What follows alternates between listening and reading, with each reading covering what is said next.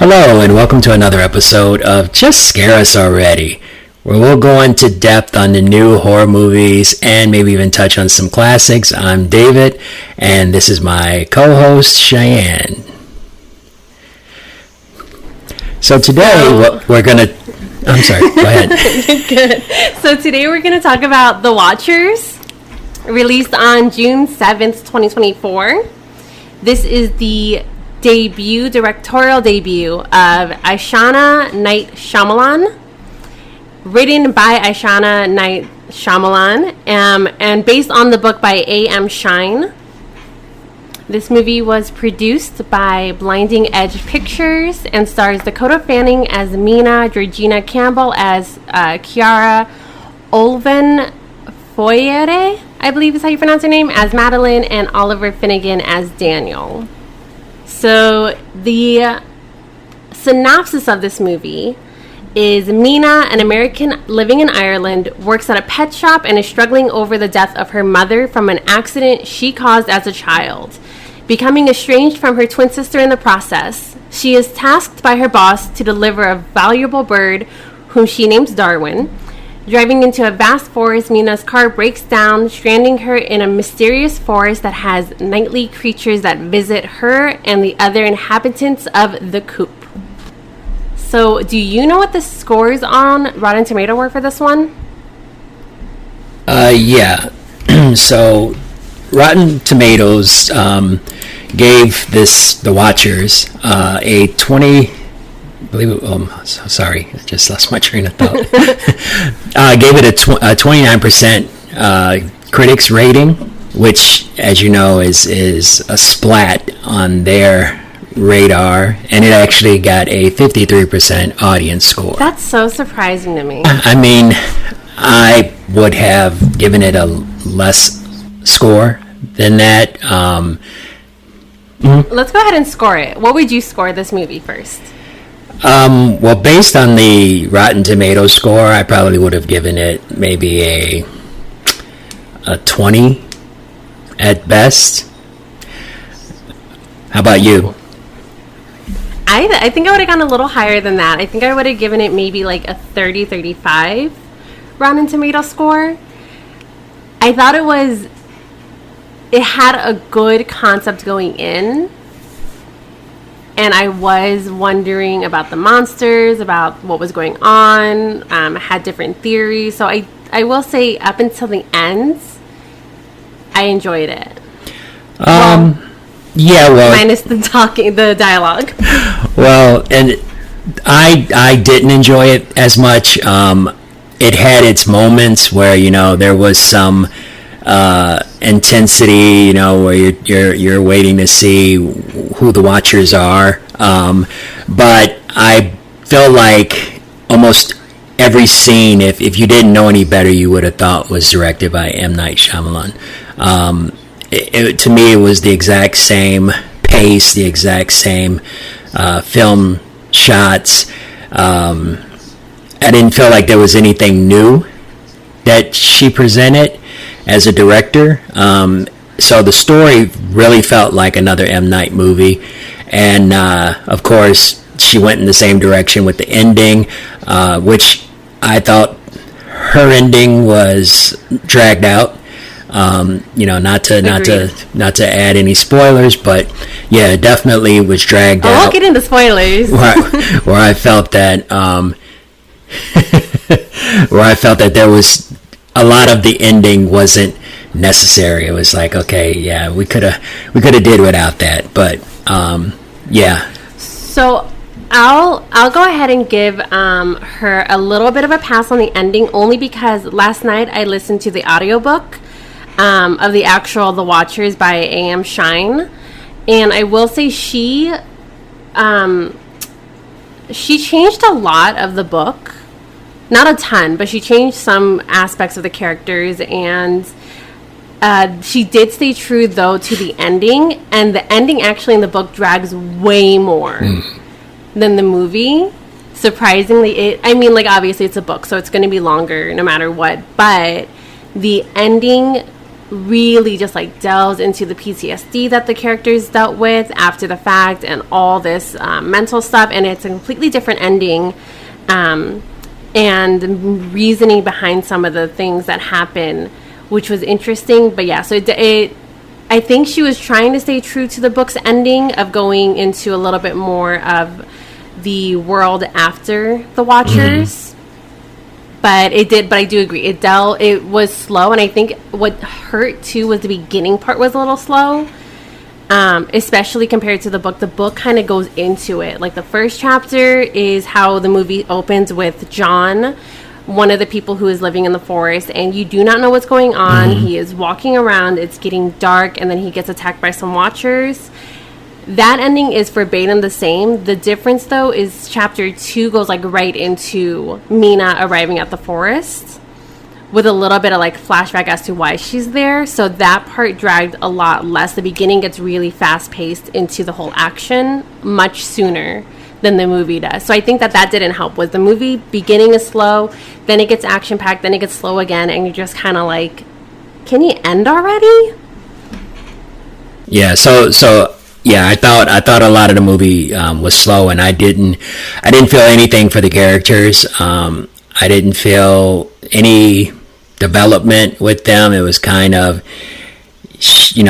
the main character being thrown in with a bunch of other folks, and their story kind of never went anywhere. All we knew was that one character's husband was missing.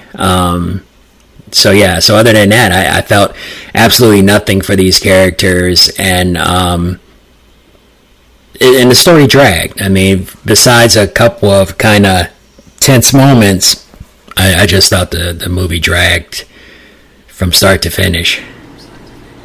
I agree. I think that the movie did not do a good job with the characters. The book takes a look at everyone's point of view except Madeline's. And so you get a lot more into the character's head, and I really liked Daniel in the book.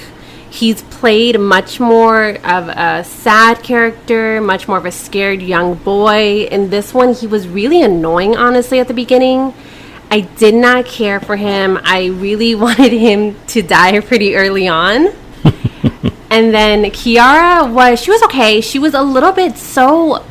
Like, in the book, she's meant to be really optimistic, and that's, like, a really big part of her character. But in this one, she was just so, like, pixie dream girl. Like, she did not seem to grasp what was going on.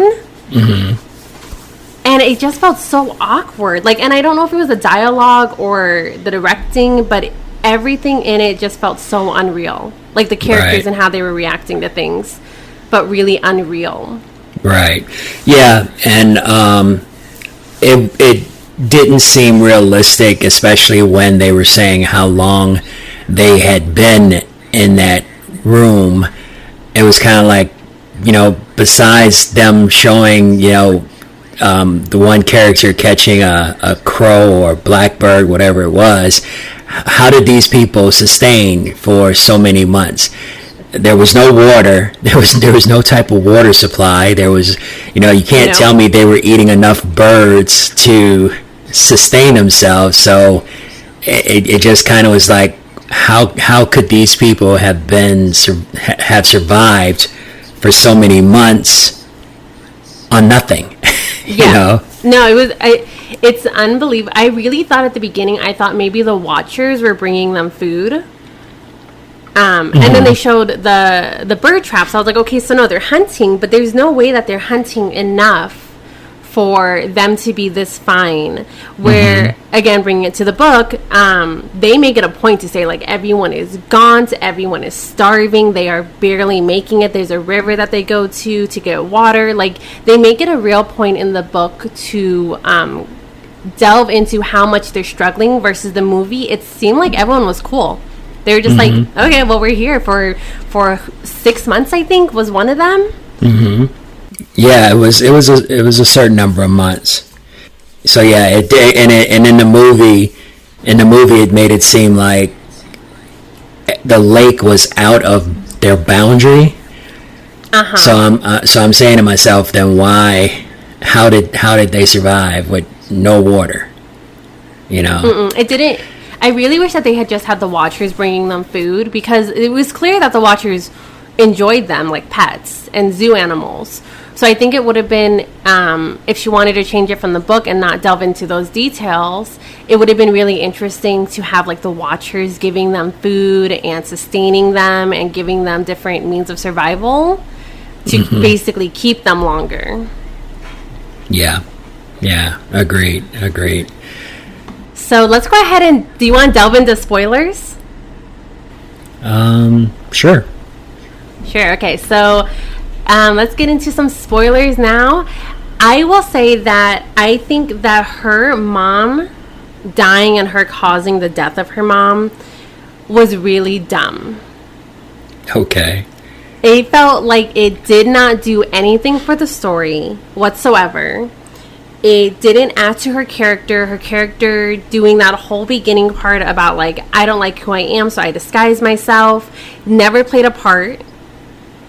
I really thought she was going to go into it lying about who she was, lying about a lot of things, manipulating people, and then eventually coming out and like getting closer to them, but she just doesn't. She tells them who she is right off the bat. She is just kind of watching everyone, and so it just didn't feel like it was a purposeful point in her character. Yeah, I agree. Like I said, I didn't feel any of the characters were well thought out, and I felt like she never really changed. I mean, throughout the entire movie, she was pretty much the same person. There was no epiphany moment or anything like that. She just basically, lived her life the way she normally lives it, and even up to the end, it was kind of like she just didn't really change for the better or anything. It was just kind of just the same character. Yeah, no, I agree, and I think I hate bringing up the book so much, but like the book, she does not have, her mom's dead, but it's not the same storyline. She didn't kill her mom. Her mom died like a year ago. It doesn't play a huge part. It's more of just she has always been the disappointment in her family. She's an artist, so she really observes people. That's all she does all day, is observe people and draw them. And so throughout the book, she is trying to stay on the outskirts of these people who she's now with, but has to get close to them, and kind of creates this like found family with them, and learns to appreciate like being active in her life versus being a watcher, which I think played a better role into the whole idea of like, she's always been a watcher and now she's being watched by these people or by these creatures. And I felt like that was, taking that out of the movie was a hindrance. It, like you said, it didn't have any growth in it. I really wish that they had played into her being an artist, because in the book, and this is a major spoiler for the ending, but Madeline turning out to be a fairy was kind of bigger in the book, because she's constantly noticing like, oh, Madeline's really skinny and really tall and really lean and spindly and never eating and always staying awake and always watching us. Versus in the movie, you don't really feel that at all. And the twist in the end, although I saw it kind of coming just because Madeline played a weird character, it didn't feel as in place in that world as it did in the book. Yeah, well, I didn't read the book, but yeah, the character of Madeline actually being half, fairy or whatever you want to call them, just kind of seemed so out of place. It just seemed like they kind of just wanted to hurry up and get the movie over with. Yeah. Although the ending dragged. So yeah, but then it was just like all of a sudden she changes, and we find out, oh, she's a fairy. All this time. It was kind of like, really, I sort of had a inkling that she was one of them, or she was part of it in the beginning of the movie, but yeah, the way they threw that in at the ending, with her sprouting wings and showing that she was a halfling, you know, and it never really explained how she came to be a halfling. Yeah.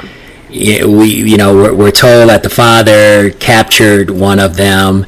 So did the father have a baby with one of them? And I'm sorry, the professor. Yeah.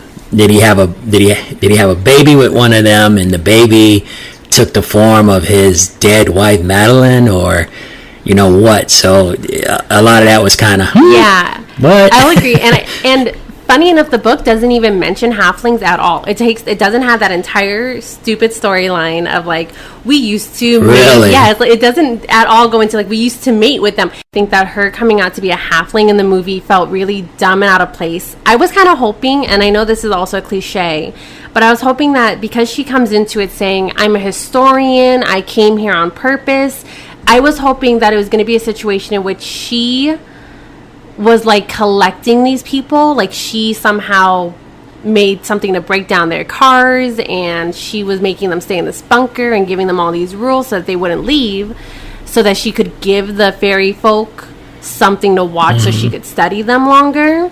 I was hoping it would be kind of a twist like that, like they would get on the boat, they would get out, and then when they woke up, like they'd be right back there because Madeline took them back or something. That would have been a great twist. I would have gone, whoa.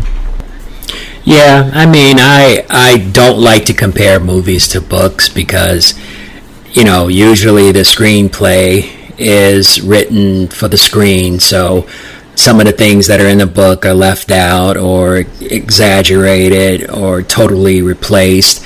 So I've never been a big fan of reading a book and then watching the movie or vice versa, because it's never always going to be apples to apples. But yeah, there was just so many things that didn't get explained. What would cause her car to completely just shut down?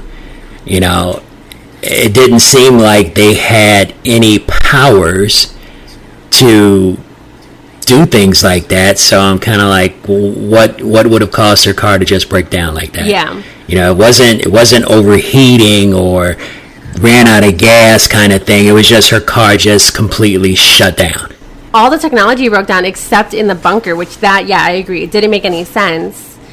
Especially when they did that camera thing where they put the camera outside the door, but it was working fine because the cord was inside. That didn't make any sense. Right. Yeah.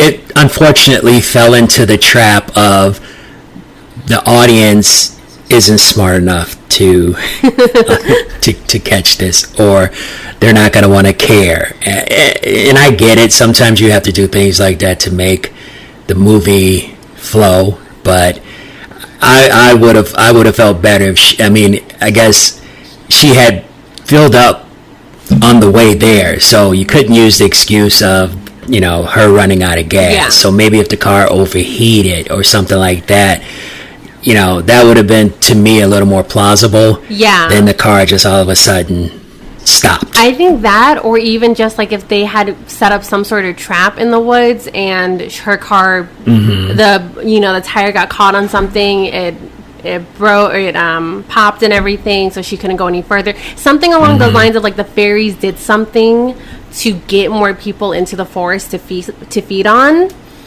Because just technology fails was kind of like a dumb deus ex machina or whatever, or at least it just wasn't explained well. Right. Yeah, and I guess the other thing I didn't understand is unless they moved the car or something. Yes. After all of her searching and trying different ways, wouldn't you think she would have came across her car? Well, I think eventually. I think they were insinuating that they brought it down to the burrows because that's where everyone's stuff was. So it looked like they were. But a whole car? I don't know. They had a lot of things down there. It's the burrows are throughout the entire forest. I could maybe piece by piece. No, I could. Well, no, actually that doesn't make any so, sense because she tries to run back to it though in the middle of the day. It was still not middle of the day, but it was still daytime. So yeah, they couldn't have moved it. Right, but even when she just walked a few feet and turned around, she couldn't find the car. Yeah, that's what anymore. I'm saying. They couldn't have moved it because it was daytime, and she had like, because if it was nighttime and she turned around, the car was gone, I could give it a pass that maybe they grabbed it, but it was daytime, so that wouldn't make any sense. Which also, I'm so happy they didn't do vampires. I genuinely thought it was going to be vampires with the daytime thing. Yeah. I was so scared. Yeah, with the whole daylight thing. Yeah, I was like, oh God, Yeah. no. Yeah, so I didn't enjoy it. I wouldn't recommend it. No. Maybe on streaming or something, just if you had a couple hours to kill. Well, do you want to know how much it sold for? How much? So this movie was funded by M. Night Shyamalan, so talk about a Nepo situation. It sold to Warner Brothers for $30 million. Wow. Yeah, and it has only made $11 million so far.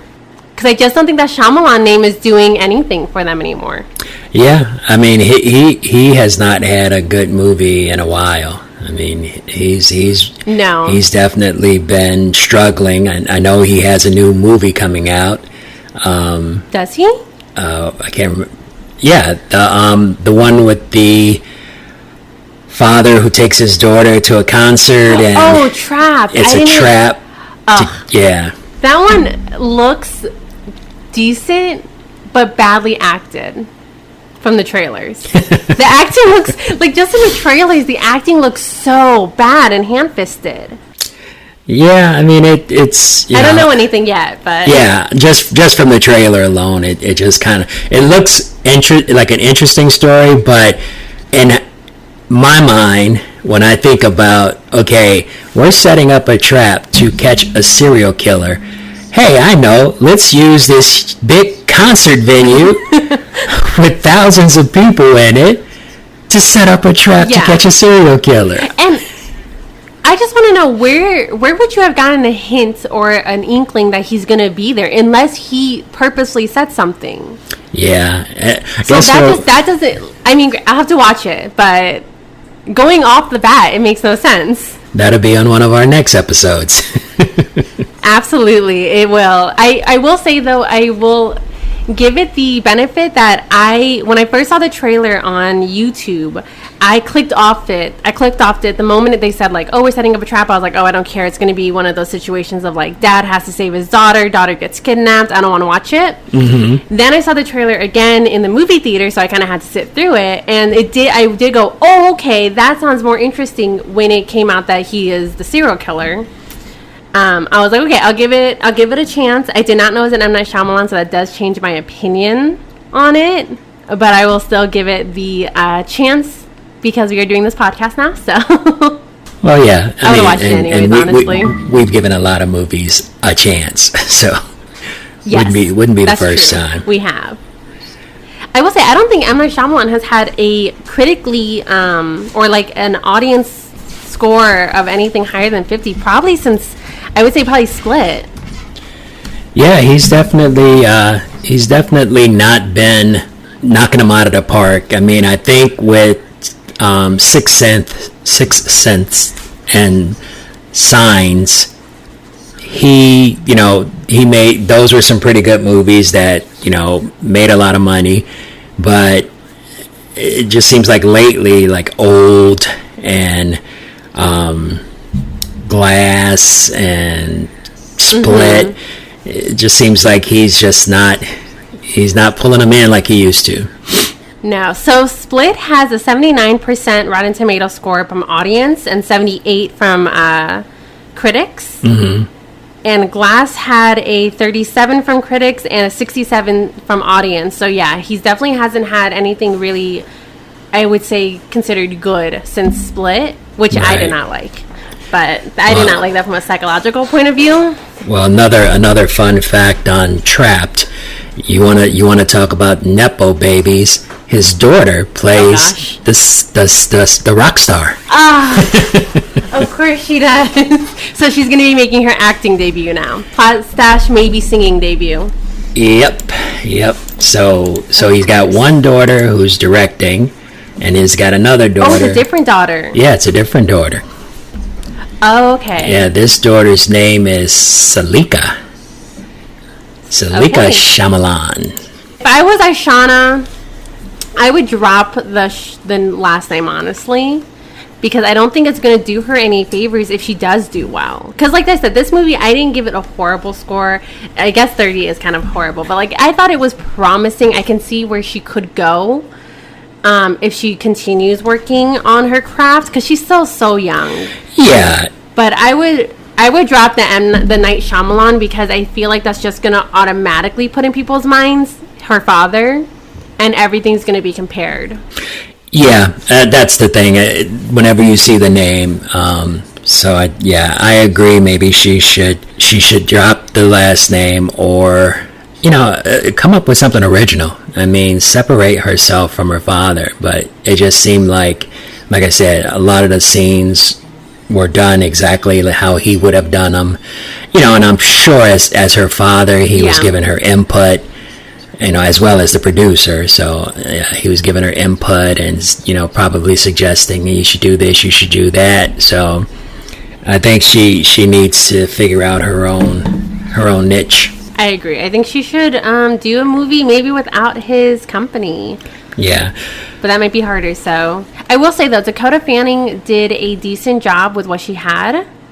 It's good to see her acting again. I don't know if she's been acting in a lot of things lately. No, not that I know of. I'm sure she probably has, but she's definitely not a little girl anymore. No, and it's good to see. I mean, do you have anything else you want to add about this one? No, I think for the most part, yeah. If I was to give it one of our ratings, I'd give it a kitty cat going meh. Yeah, I'd give it a wait for streaming. Yeah. I think it's not worth the watch, but if you're bored and it's on streaming, it's not a waste of your time. There's other movies that would waste your time. Right. Like a movie I just saw that you have not seen, so we're probably not going to do a podcast video on it, but In a Violent Nature, the Shudder original movie. That movie is the biggest waste of time. That one, I would give it a don't bother. What's it called? In a Violent Nature. Oh, right. Okay. Yeah, horrible. It was. I'm just gonna add this in real quick, because you haven't seen it, so it's gonna be a Cheyenne's corner of what I've seen that you have not seen, that I just want to give a quick review of. I would definitely say that one was a 2 out of 10. I'm only giving it a 2 because the practical effects and the kills were very reminiscent of old 80s slashers. You could definitely see the inspo in it. But imagine a movie in which you're following, that scene in Halloween where you're following Jason from behind while he's going through, like he's walking through the city and he's killing people in the suburb? Mm-hmm. Imagine that scene for the entire movie. Jason or Michael Myers? Oh, sorry, Michael Myers. Okay. So imagine the scene where Michael Myers is walking through the suburbs killing people. Imagine that for the entirety of a movie with no soundtrack. Okay. That's literally the whole movie. You follow him from behind.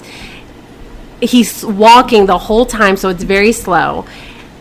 And it's no soundtrack whatsoever. You don't care about a single character because you don't get to know any of them.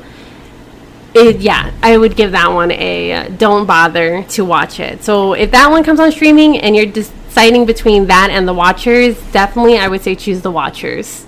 So there's our take on the film The Watchers. Again, it's our opinion, but we give it our Scare Us Already rating of 2 meh, wait for streaming. But again, just our opinion, take it or leave it. So join us next time when we talk about more new films and possibly some old ones as well. Thanks for joining, and remember to like us. Bye.